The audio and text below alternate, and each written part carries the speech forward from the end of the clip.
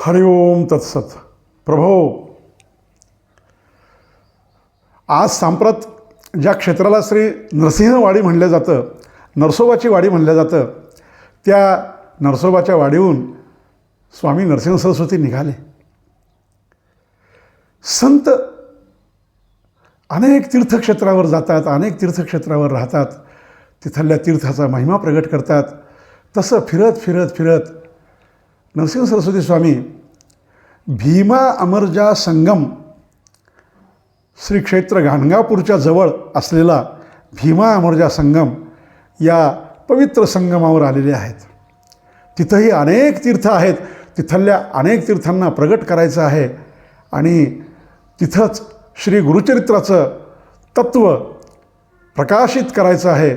अशा एका विशिष्ट भावनेनं स्वामी नरसिंह सरस्वती भीमा अमरजा संगमावर आलेले आहेत. त्या पवित्र संगमामध्ये स्नान करावं, उपासना करावी, आराधना करावी, काही साधना करावी, विश्वाच्या कल्याणासाठी काही चिंतन करावं. दुपारी 11-11:30 गाणगापूर गावामध्ये यावं. गाणगापूर गावामध्ये त्यावेळी ब्राह्मणांची 100 घरं होती आणि तिथं येऊन भिक्षा मागावी आणि ते भिक्षा घेऊन जावं, पुन्हा संगमावर जावं आणि पुन्हा चिंतनामध्ये वेळ व्यतीत करावा. सज्जनहो, चिंतनामध्ये वेळ व्यतीत करणं हे संतांनी फार महत्त्वाचं कार्य केलेलं आहे. आपल्याला प्रपंचामध्ये चिंतनाला वेळच मिळत नाही, पण आपला प्रपंच सुखाचा कसा व्हावा यासाठी संतांनी जी चिंतन उपासना केली, जी चिंतन तपश्चर्या केली, ती चिंतन तपश्चर्या विलक्षण आहे, अलौकिक आहे. पुन्हा तिथंच तप करावं, पुन्हा भीमा अमरजा संगमाचं स्नान करावं, थोडी विश्रांती घ्यावी आणि आपल्या दिव्य उपासनेमध्ये आणि त्या दिव्य उपासनेद्वारे जे पुण्य प्रगट होतं त्या पुण्याईला विश्वकल्याणासाठी समर्पित करावं, अशी दिनचर्या स्वामींची तिथं चालू होते. आणि काय व्हायचं माहिती आहे का, ते संगमावर स्नान करून 11:30 गाणगापूरला जे यायचे ते एका अत्यंत गरीब ब्राह्मणाच्या घरी भिक्षेला जायचे. म्हणजे तो इतका गरीब होता की त्यालासुद्धा यांना भिक्षा देण्यासाठी 4 घरी भिक्षा मागून आणल्यानंतर ती भिक्षा दिल्या जायची. तर एके दिवशी काय झालं, स्वामी भिक्षेला गेले.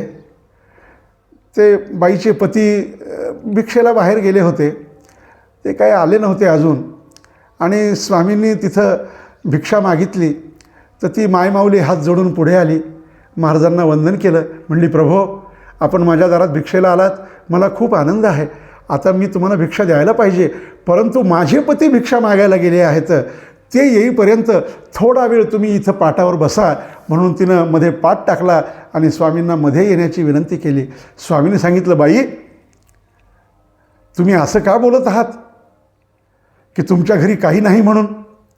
हो, खरंच स्वामी, माझ्या घरी काही नाही. आत्ता माझे पती भिक्षा घेऊन येतील आणि आम्ही तुम्हाला ती अवश्य भिक्षा देऊ, अशी विनंती ती करत आहे. अहो, म्हणले, बाई, तुमच्या अंगणामध्ये एवढी मोठी म्हैस आहे आणि एवढी मोठी म्हैस असताना मला तिचं दूध भिक्षा म्हणून चालल? तर तुम्ही काय करा, त्या म्हशीचं दूध मला भिक्षा म्हणून द्या. ती बाई म्हणली, महाराज, अहो, ही म्हणायला म्हैस आहे, पण ही कधी गाभा गेली नाही. ही वांज म्हैस म्हणून आम्ही रेडा म्हणून पोसतो.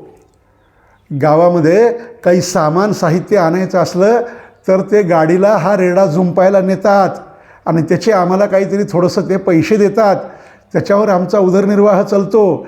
ही नुसती नावाची म्हैस आहे, हिला कधी संततीच झाली नाही आणि त्याच्यामुळं हिच्यापासून दूध निर्माण होणं शक्यच नाही. आणि म्हणून तुम्हाला माझी पुन्हा विनंती आहे की आपण थोडं थांबा, आम्ही तुम्हाला भिक्षा देऊत. म्हणले, माय, असं नको म्हणून, जाय घरामध्ये, घेऊन ये भांडं आणि काढ धार म्हशीची.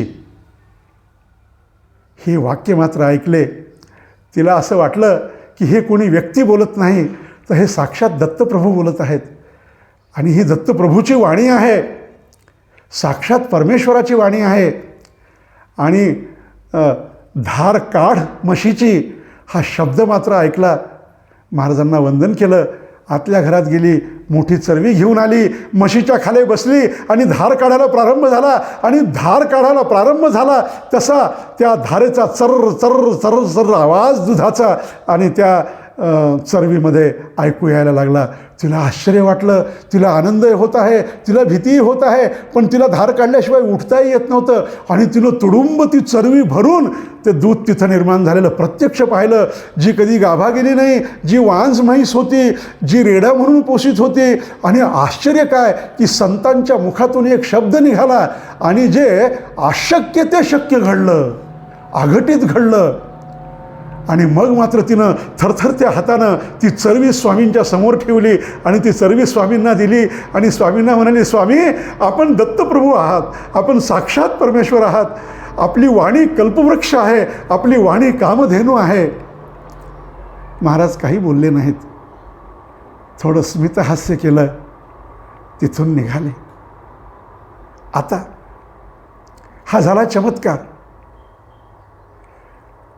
परंतु हे पहा, ज्याची वाणी सदैव इतरांच्या कल्याणासाठी झिजत असते, ज्याचं जीवन सदैव दुसऱ्यांचं भलं व्हावं म्हणून कार्य करीत असते, ज्याच्या जीवनामध्ये स्वार्थ नसतो, ज्याचं जीवन निस्पृह असतं, ज्याचं जीवन त्यागी असतं, ज्याचं जीवन समर्पित असतं, त्याच्या एका शब्दावर आपले न होणारे सुद्धा काम होतात असा अनुभव आपण आजच्या युगात सुद्धा घेतो.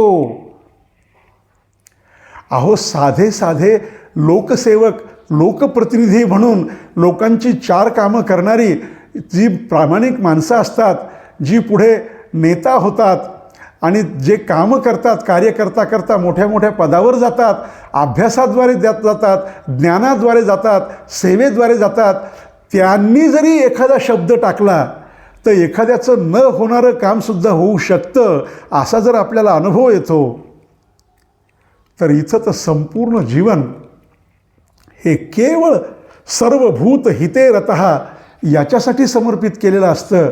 त्यांच्या मुखातून निघालेली वाणी सत्य का होणार नाही? वांज म्हशीला दूध मिळालं, ही घटना घडली,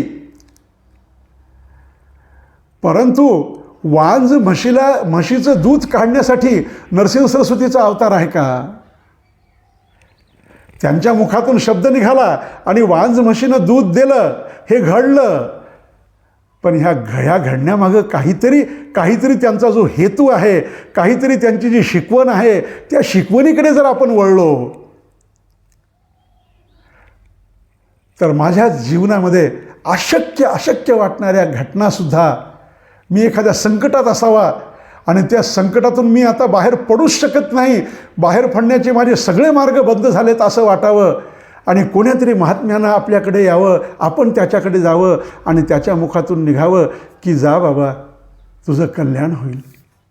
आणि हळूहळू अशा काही घटना घडत जातात की ज्या समस्येतून आपण बाहेर पडणं शक्यच नव्हतं, ती समस्या विरून गेलेली दिसते, जिरून गेलेली दिसते. अशा संतांच्या वाणीचा महिमा आहे. अशी संतांची वाणी जेव्हा त्या भिक्षा वाढणाराच्या म्हशीच्या समोर प्रगट झाली आणि ते दूध मिळालं, ते दूध स्वामी घेऊन गेले. दुसरे दिवशी ते म्हैस म्हणजे तो रेडा समजून म्हैस जी होती, तर तिला किरायानं नेण्यासाठी काही माणसं त्यांच्या घरी आले. तर ते म्हणले, अहो आता आम्ही तुम्हाला ते देणार नाहीत, कारण ती म्हैस दूध देते. अहो म्हणले, म्हैस दूध कशी देईल? ती कधी गाभा गेली नाही, तिचं कधी रेडकू नाही, आणि रेडकू कुठे, आणि तिला काही संतती झाली नाही, आणि तिला दूध कसं आलं? मग त्यांनी सांगितलं, अहो भीमाअमरच्या संगमावर एक महात्मा आहे, त्याच्या वाणीमध्ये एवढं सामर्थ्य आहे. ते म्हणले, म्हशीची धार काढा, तुम्हाला दूध मिळेल. तर मी म्हशीची धार काढली तर मला खरंच दूध मिळालं. हा म्हणता ही बातमी सगळ्या गाणगापूरमध्ये पसरली. गाणगापूरमध्ये पसरता पसरता गाणगापूरचा जो मुखिया होता, गाणगापूरचे जे राजे होते त्यांच्यापर्यंत जाऊन पोहोचली. त्यांनी सगळ्यांनी ती म्हैस पाहिली, त्या म्हशीचं दूध निघालेलं पाहिलं. त्यांना वाटलं कोणीतरी दिव्य महात्मा आपल्या कल्याणासाठी आपल्या जवळ आलेला आहे. राजानं नगारे, घोडेस्वार, तुताऱ्या, बँड बाजा आजच्या भाषेमध्ये सगळं घेऊन आपला सगळा लवाजमा घेऊन भीमावरच्या संगमावर गेले. महाराजांना साष्टांग नमस्कार घातला. महाराजांना विनंती केली, महाराज आपण आमच्या गावात राहायला या, आपण तिथं मठ बांधू, आपण तिथं राहा, आमचं कल्याण करा, आम्हाला लेकरं म्हणून सांभाळा, आम्ही तुमचे लेकरं आहोत. त्या म्हशीला दूध मिळण्याची अशक्य ती शक्य घटना तुम्ही घडविली. तसे आम्ही सगळेजण जे मायामोहामध्ये गुंतलेलो आहोत, या मायेच्या चक्रातून आम्ही कधी बाहेरच पडू शकणार नाहीत. परंतु एक आपण आहात की आपला जर आशीर्वाद आम्हाला मिळाला तर आमचं जीवन मुक्त होईल. आमचं जीवन मुक्त होण्यासाठी आपण आमच्याकडे चला. राजासहित सगळ्या प्रजेनं हात जोडून विनवणी केली, प्रार्थना केली. राजानं पालखी सजवली, महाराजांना पालखीत बसवलं आणि राजा पायी चालायला लागला आणि सगळी ही यात्रा गाणगापूरला निघाली. गाणगापूरला जाता जाता पुढे गाणगापूर जवळ आलेलं असताना एक भयान वाडा तिथं दिसला. स्वामी तिथं गेले तर लोक अडवू लागले, अहो नका जाऊ तिथं, तो भूताचा वाडा आहे. ते म्हणले मी भूतासाठीच आलो आहे, माझी काही काळजी करू नका. आणि तिथं ते गेले, काही नाही आनंदात गेले, थांबले आणि राजाला म्हणले आता इथंच आपल्याला मठ बांधायचं आहे आणि इथंच आपलं आता गाणगापूर करायचं आहे. आणि त्याच ठिकाणी मठ बांधला. त्या ठिकाणी गाणगापूर पुन्हा जे थोडं पुढे होतं ती सगळी वस्ती अलीकडे आले आणि सगळे नरसिंह सरस्वतीच्या स्वामी महाराजांच्या वाणीच्या अमृतामध्ये नाहून निघायला लागले. असे दिवसोंदिवस जायला लागले. असे खूप दिवस जाता जाता त्या गाणगापूरच्या जवळ कुमसी नावाचं एक गाव आहे. तिथं एक त्रिविक्रम भारती नावाचे एक साधू होते. त्या साधूच्या जीवनामध्ये आणि नरसिंह सरस्वतीच्या जीवनामध्ये एक नाट्यमय घटना घडत आहे. त्या नाट्यमय घटनेचा भाग आपण पाहणार आहोत. पुढच्या अध्यायाच्या अनुषंगानं चिंतन करताना तोपर्यंत विराम देताना मी तुम्हाला पुन्हा एकदा विनंती करीन की ही कथा ऐकल्यानंतर ही कथा कशी वाटली याच्याबद्दलच्या प्रतिक्रिया मात्र आपण त्या यूट्यूबवर अवश्य द्याव्याता आणि माझा आनंद वाढवावा आणि त्याच्या रूपानं आपला आशीर्वाद माझ्यापर्यंत पोचवावा अशी मी आपल्याला विनंती करून आपल्याला पुन्हा एकदा सांगू इच्छितो की पुढचा कथाभाग पुढच्या भागामध्ये आपण पाहू. तोपर्यंत अवधूत चिंतन श्री गुरुदेव दत्त.